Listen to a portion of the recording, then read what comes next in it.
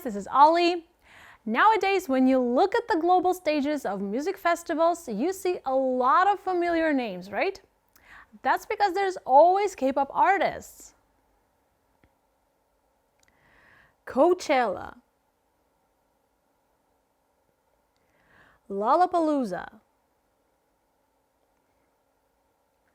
and even Tecate Pal Norte. These stages are no longer unfamiliar places for K-pop artists.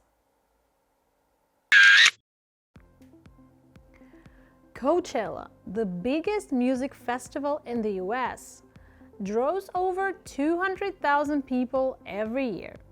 This past April, Jennie and Lisa from Blackpink took the stage for the third time, but this time they captivated the crowd as solo artists. 17 took the main stage at Glastonbury in the UK and Tecate Pal Norte in Mexico, celebrating their 10th anniversary with the fans from all over the world.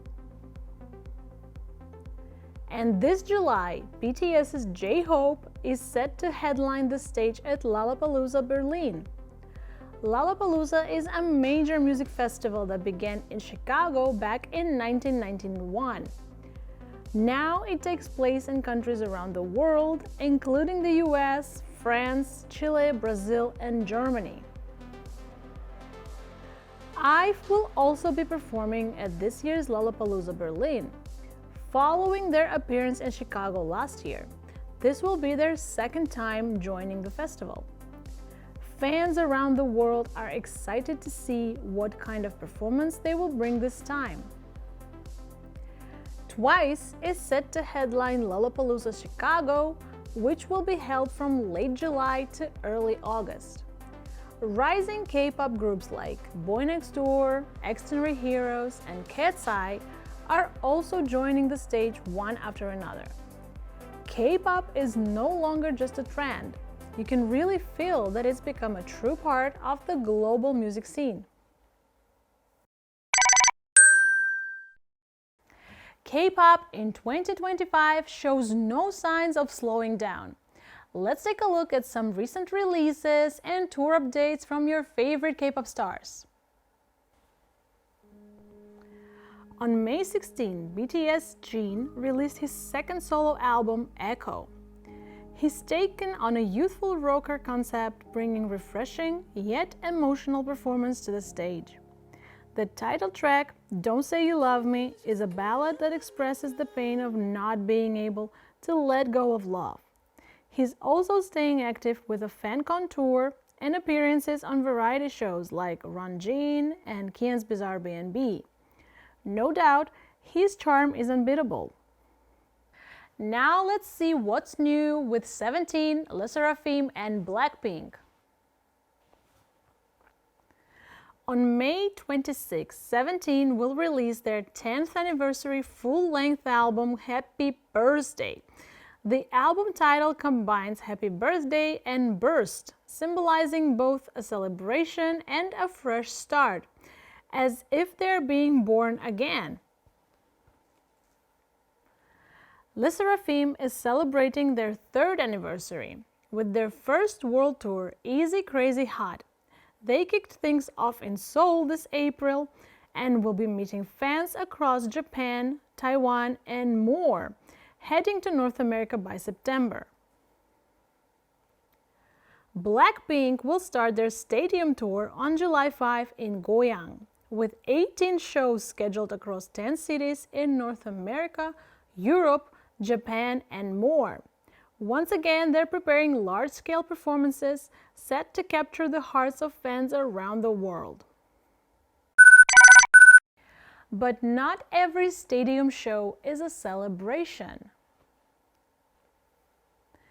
Not all stadium performances are about celebration. In one part of the world, stages carry a different meaning. A meaning shaped not by music or dreams, but by control, propaganda, and the silence of children forced to perform. Did you know that a stadium like this exists in North Korea too? It is called Ningdado 1st of May Stadium, the largest stadium in the world with capacity of 150,000 people. One of North Korea's most important large-scale performances is held there, the Arirang Mass Games. First launched in 2002, the event has been repeated multiple times and was even open to foreign tourists at one point. The Arirang Mass Games combine dance, gymnastics, card stunts, and synchronized group choreography. Thousands of performers move in perfect unison, forming images like portraits of Kim Il-sung and Kim Jong-il, or even depictions of nuclear missiles. Among many people who took part in these performances, there are also young students. They say many of the participants, including children, spend months training instead of going to school. Some go through over 10 hours of practice a day. In 2007, the Arirang Mass Games were listed in the Guinness World Record as the largest gymnastics and artistic performance in the world, based on the number of performers. With over 100,000 people moving in perfect sync on the stage, the scale is undeniably impressive. But behind the spectacle lies a harsh reality, the forced training and the sacrifice of children pushed into it. On the surface, this may look like art, but in reality, the purpose of this performance is to promote North Korean regime. The stage may be dazzling, but the message it delivers is all about the great leader, the socialist homeland, and pride as a nuclear-armed nation. To pull off a flawless performance without mistakes, participants undergo strict training and control for months. That's why many see the event not as art, but as a form of loyalty training. Although the Arirang Mass Games ended in 2013, North Korea still mobilizes children for propaganda purposes. Recently, with the efforts to bring back foreign tourism, even kindergartners have been shown performing to welcome tourists, part of the regime's push to earn foreign currency. With International Children's Day coming up, it's time to think again. Shouldn't kids be on a stage where they can share their dreams, not one used for propaganda? For K-pop, stadiums are the places to chase your dreams. But in North Korea, those same places are used to train children into loyalty. Right now, we are seeing two completely different choices made on the same kind of stage. One sings of freedom, while the other promotes a regime. Okay guys, that's it for today's video. I will be bringing more interesting topics for discussion in the future. If you have any thoughts about K-drama, K-pop, or K-culture, if you wish to share something or ask some questions, please leave your questions in the comment section.